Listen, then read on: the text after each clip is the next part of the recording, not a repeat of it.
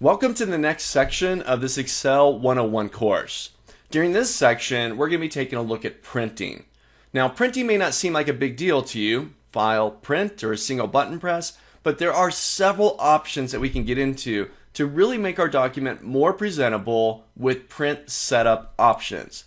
So let's take a look at first how you can get into print preview and see what your document looks like right now by default before we touch any of the options. Let's see what it looks like.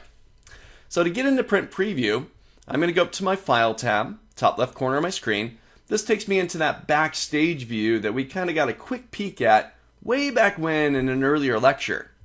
Now I'm going to go down to print.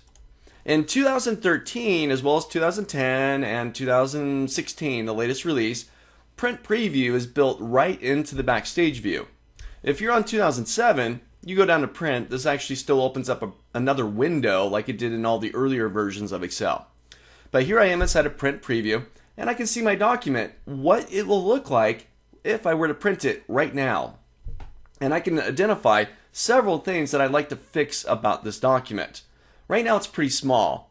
My document's in portrait mode, so maybe I want to think about changing the orientation of this page to be able to get my document larger, because it's kind of wider than it is tall, right? So by flipping the page, putting it on its side, I have some wider space that I can start to work with.